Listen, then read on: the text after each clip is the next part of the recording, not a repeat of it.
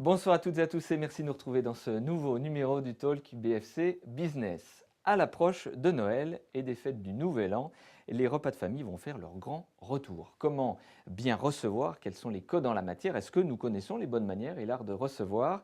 Cette émission va être l'occasion de nous donner quelques conseils en la matière. Agnès Besdeberg, notre Nadine de Rothschild bourguignonne, est avec nous ce soir. Elle est évidemment chef d'entreprise pour être ici dans cette émission. C'est la 55e invitée du Talk BFC Business. Retrouvez le Talk BFC Business avec la Poste Solutions Business.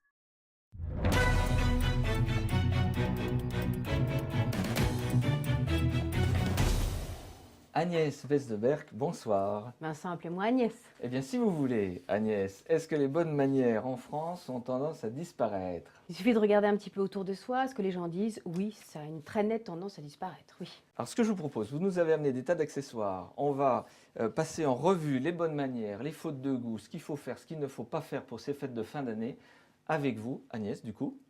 Avec plaisir. Mais avant cela, petit curriculum vitae express, vous êtes née à Hong Kong, fille de diplomate.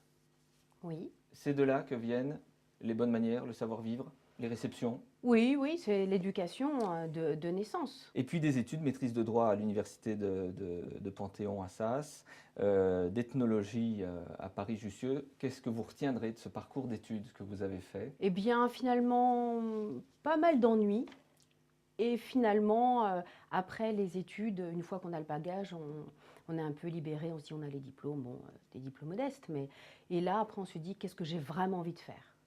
Et c'est là où débute voilà, une carrière, c'est un grand mot peut-être, mais un parcours en tous les cas, plutôt dans la communication. La communication, un parcours médiatique, vous avez travaillé à l'Express, vous avez travaillé chez VSD, vous avez travaillé en radio, en télévision. Les médias, ça vous plaît? Oui, c'est passionnant parce qu'on est dans la communication, parce qu'on est dans la conversation, hein, c'est verser avec autrui. Et les arts de la table, tout cet univers finalement du savoir-vivre, c'est bien ça, c'est comment être bien avec soi et avec l'autre. Parce que le lien avec tout ça, c'est le respect de soi, le respect de l'autre. Vous aviez d'ailleurs votre propre chronique en radio, vous avez eu également un créneau en télévision et vous êtes devenu la référence, on peut le dire comme ça, en termes de bonne manière, de savoir-vivre. Récemment, vous avez d'ailleurs créé votre entreprise.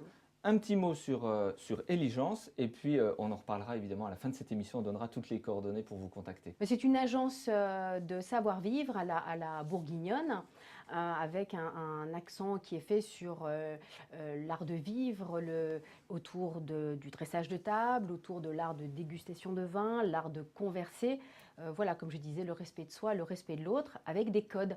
Et l'idée, c'est quels sont les codes pour finalement voilà, ne pas heurter autrui. Petit quiz BFC Business, Agnès, comme ça nous permettra de passer à table ensuite. Quel est le pays où les gens sont le mieux éduqués et respectueux les uns des autres à table?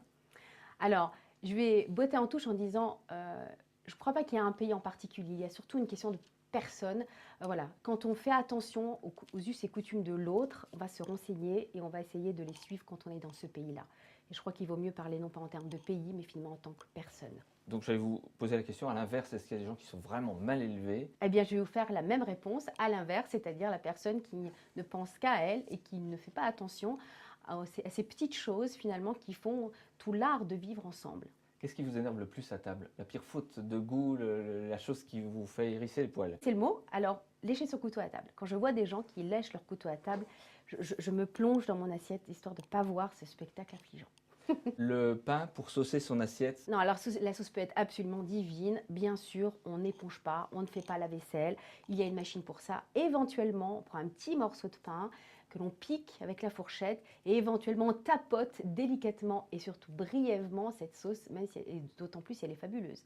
Mais on est rapide et bref. Je vous avoue que sur le pain, quand au restaurant on a le beurrier et un petit morceau de pain tout chaud, il est très tentant de déguster un petit morceau de beurre avant de commencer à manger. Oui, c'est vrai, parce qu'en attendant hein, que les plats arrivent, donc au restaurant, ma foi, pourquoi pas. Mais alors surtout pas quand on est invité, parce que la maîtresse de maison a quand même passé certainement beaucoup de temps en cuisine. Et la moindre des choses, c'est d'attendre voilà, que les plats soient servis. Donc on ne grignote pas son morceau de pain avec un petit peu de beurre, non. Une erreur à éviter pendant la dégustation du vin? Alors quand on est à table, bien sûr, que ce soit les vins ou les autres mets, on ne fait pas de bruit. C'est pour ça qu'on mâche la bouche fermée. Quand on boit son verre de vin, eh bien, on ne fait pas des grands slurps. Et pareil pour la soupe, on évite les bruits qui peuvent vous gêner, vous et surtout vos voisins. Une erreur à éviter en dressage de table. Je dirais il faut mettre les couverts dans le bon sens, c'est-à-dire les fourchettes à gauche et les couteaux à droite. Et surtout, la fourchette, on va voir peut-être tout à l'heure, voilà, dans un certain sens. On va regarder. Je vous propose de continuer cette émission, Agnès, autour de cette table que vous nous avez présentée. Déjà, on va essayer de prendre les choses dans l'ordre. Qu'est-ce qu'il faut apporter quand on est invité? Eh bien, rien. Ah, ça vous étonne, hein? Alors, souvent, on va apporter un bouquet de fleurs. Le problème, c'est quelle couleur vous allez choisir. Est-ce que vous connaissez l'intérieur de la maison, de l'appartement où vous êtes invité? Si vous choisissez, par exemple, on va dire des roses et que l'intérieur est plutôt, on va dire, très noir, très gris, très moderne, ça va peut-être pas forcément aller, vous ne savez pas. Alors, à moins de le savoir avant, voilà. Donc les fleurs, c'est compliqué. Surtout si vous arrivez avec un bouquet de fleurs, la maîtresse de maison, elle n'a pas le temps de s'occuper des fleurs parce qu'elle doit s'occuper de tout le reste. Donc il faut qu'elle aille chercher un vase, il faut qu'elle mette de l'eau dedans. Donc elle n'est pas à ses invités. Donc finalement, le bouquet de fleurs, on pense que c'est une bonne idée, c'est pas si sûr. Une bouteille de vin? Alors la bouteille de vin, c'est possible, mais il faut être sûr aussi de son choix, parce que si vous avez affaire à un maître de maison, par exemple, qui est très pointu sur le vin, ou au contraire, vous lancez en disant c'est une petite surprise, donc pourquoi pas? Est-ce que quand on reçoit un cadeau, est-ce qu'il faut l'ouvrir? Et à quel moment faut-il l'ouvrir? C'était une question de notre chargée de production quand on a préparé cette émission, Evelyne Evrard. L'idée, c'est qu'effectivement, quand on vous offre un cadeau, c'est de l'ouvrir pour remercier. Sauf que si vous êtes un petit peu surpris et, on va dire, déçu, vous risquez de faire une mine un peu déconfite. Et ça, la personne qui vous offre le cadeau, si elle vous voit la mine déconfite, vous risquez de la froisser. Donc, il vaut mieux remercier, ne pas ouvrir le cadeau en face, attendre un petit moment de flottement dans la soirée, vous pouvez vous éclipser un petit peu, l'ouvrir. Et puis là, si vous avez une bonne surprise, vous en faites état en allant voir la personne. Et si ça ne nous plaît pas du tout? Eh ben, on dit rien, on dit oh merci, c'est vraiment adorable. Voilà. Ok. L'apéritif ne se prend pas à table? Idéalement, non. On est à table pour partager le repas. L'apéritif n'est pas le repas, c'est on va dire le pré-repas. Donc on est au salon, voilà, et c'est à ce moment-là qu'on prend l'apéritif. On s'assoit où quand on reçoit? Est-ce qu'il faut placer ses invités ou placement libre? Chacun va s'asseoir où il a envie. Mais en fait, non, c'est pas du tout les codes. Les codes, c'est très simple. Quand on s'installe à table et qu'on est invité, on s'assoit là où la maîtresse de maison l'a prévu bien en amont, pour éviter justement d'être à côté de quelqu'un avec qui on s'entend un petit peu moins bien, ou que deux personnes très très bavardes soient l'une à côté de l'autre, etc. Mais du coup, on peut se retrouver à côté de quelqu'un qu'on apprécie moins? Non, parce que la maîtresse de maison et le maître de maison ensemble vont construire ce plan finalement de table de façon stratégique et vont mettre des gens qui s'entendent plutôt bien ensemble, justement. La serviette, on en fait quoi? L'histoire de la serviette, c'est passionnant. À partir du moment où on commence à parler de la serviette, alors j'en ai pour des heures. Mais Alors rapidement, Agnès, parce qu'on est un petit peu pris par le temps. rapidement. Alors déjà, la serviette, eh bien, quand on a... Bon, là, j'ai pris une grande serviette, je vais vous expliquer pourquoi. Bien sûr, on la met soit à gauche, soit à droite, soit au milieu de la table, d'après vous. Allez. Sur l'assiette, non? On la plie avec un beau pliage au milieu de l'assiette. Alors, au milieu de l'assiette, avec un petit morceau de pain, ça veut dire que vous êtes invité à déjeuner. En revanche, si la serviette est posée à gauche, ça veut dire que vous êtes invité à dîner. Ça ne se met pas dans un verre, on ne la met pas de manière élégante comme ça. Non, on ne la met pas comme ça parce que d'abord, on cache la beauté du verre. Et puis en plus, si vous avez un grand pliage, c'est difficile en fait de converser avec vos convives. Donc surtout pas, on laisse les verres vides. Ce sont des petits codes. Ensuite, quand on s'assoit, eh bien, on déplie sa serviette à moitié et on la pose sur ses genoux. Mais c'est ce simple geste, à l'air très ordinaire, eh bien, mine de rien, c'est un geste du XVIe siècle.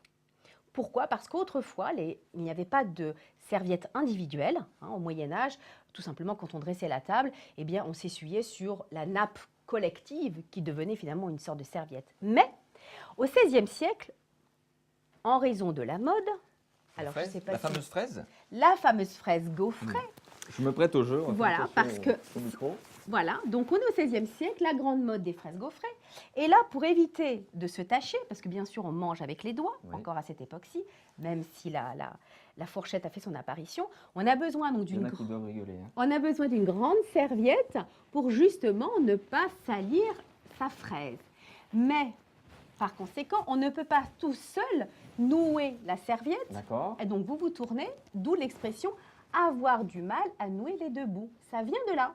Ça vient de là. Voilà. D'accord, ok. Donc, Et la serviette, alors, pardonnez-moi Agnès, je vais vous demander de... je trouve que ça vous va de bien, retirer je vous la fraise. laisse. Oui. Alors, on peut pas dîner ou déjeuner avec la serviette coincée dans le... Si, à une condition, si on vous offre des homards, par exemple, ou Là, des c'est- crustacés, C'est en raison l'exception. des projections, mais sinon, bien sûr que non. On la dépose sur ses genoux, à moitié dépliés. D'accord. Et à la fin du repas, on en fait quoi? Alors, à la fin du repas, en fait, on va déposer la serviette sur la droite, légèrement chiffonnée, comme ça, parce que si on la plie consciencieusement, ça signifie je reviens pour le repas suivant, ce qui ne se fait pas. Ça veut dire qu'on s'invite à table. Chaque élément a un code, c'est hallucinant, mais il faut connaître, hein. Les couverts, c'est pareil, il y a un code. Alors des fois, on a 6, 9, 12 couverts. On commence par quel couvert? C'est un peu comme dans le film Le Titanic, mais on commence. Par l'extérieur vers l'intérieur. Et comme on avait évoqué tout à l'heure, on va mettre les fourchettes en fait à gauche, les couteaux à droite. Alors en ce qui concerne les couteaux, le côté tranchant à l'intérieur, Vers l'assiette, non d'accord, pas vers d'accord. l'extérieur, pour des questions de sécurité, on va dire. Et la fourchette, alors, la est-ce qu'on la fourchette- place les pics vers la table ou à l'extérieur? Alors, C'est plus joli comme ça, non? Alors, en fait, c'est pas une question d'être plus joli ou pas. C'est une question, en fait, que les dents, en France, en tous les cas, on va les pointer vers le bas. Pour quelle raison? Parce que, en fait, les armoiries de la famille à laquelle vous appartenez, en fait, sont frappées sur le dessus, en fait, sur le dos de la fourchette. Et pour montrer à la famille à laquelle vous appartenez, eh bien, on montre ces armoiries. Voilà. Donc, on les met dans ce sens. D'accord. Ouais. Il y a des armoiries Ikea, hein, mais bon. Après, il faut s'adapter avec son temps. Il y a des choses qu'il faut. On est au XXIe siècle, donc voilà, il faut vivre avec son temps. Mais ça n'empêche, il y a quelques codes quand même d'autrefois à respecter. D'accord. Et si on cite Ikea, on est obligé de saluer Armelle de Dieu le veut, la directrice d'Ikea qui était avec nous il n'y a pas très très longtemps. Agnès, si en fin de repas, la maîtresse de maison nous propose un café et qu'on est comme Marie Volo, la réalisatrice de cette émission, et qu'on préfère le thé ou l'infusion, est-ce qu'on peut lever le petit doigt en disant je préférerais un thé ou une infusion? Non, on va éviter ça. Mais la maîtresse de maison, elle va forcément proposer plusieurs choses. Un café, un thé ou une verveine. Agnès, c'est passionnant, on resterait des heures à vous écouter. On va quand même, je vais reprendre ma place et puis on va, on va avoir un petit mot sur Eligence, évidemment, votre société, parce qu'on a parlé des arts de la table, mais il n'y a pas que les arts de la table avec Eligence. Expliquez-nous ce que vous proposez à ceux qui voudraient passer un moment en votre compagnie, moment passionnant. Merci Vincent déjà. Alors effectivement, nous organisons des ateliers sur l'art de vivre à la française. Ce qui nous importe, c'est vraiment de faire passer à nos clients en fait, des moments de partage, des moments de convivialité, j'ose même dire presque d'amitié finalement. Alors bien sûr autour de tout cet art de vivre, de l'art de recevoir, mais presque surtout finalement l'art de déguster le vin, avec cette petite touche qui nous caractérise, qui est un peu particulière, c'est que nous aimons la gourmandise. Donc la gourmandise, on va dire intellectuelle, donc expliquer par exemple que pour déguster un vin, l'importance des verres, on va parler de l'histoire de Murano, etc. Petite parenthèse sur les verres, on n'en a pas parlé tout à l'heure. On a un verre rose, on a des verres de couleur. Tout ça, on est pressé par le temps évidemment ce soir, mais c'est expliqué.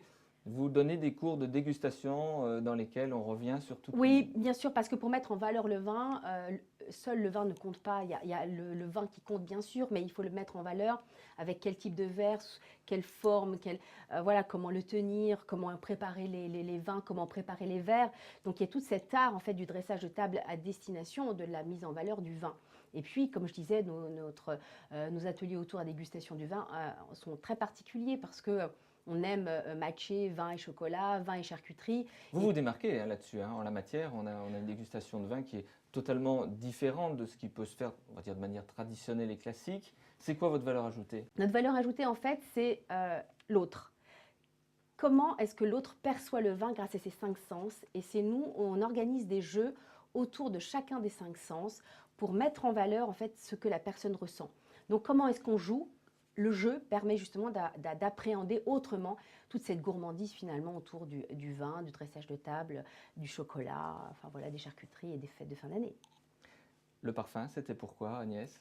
Eh bien, on évite en fait de se parfumer quand on reçoit, ou on en met très peu, parce que quand on va offrir des mets de choix et des vins d'excellence, eh bien c'est ça qu'on va mettre en valeur, pas soi-même.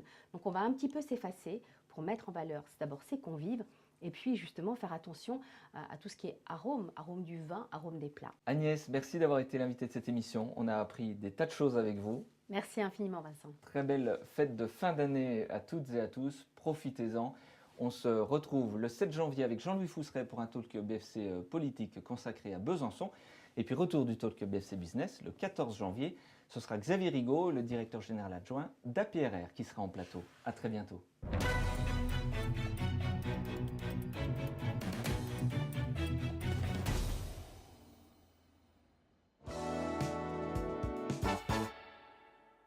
C'était le talk BFC Business avec la Poste Solutions Business.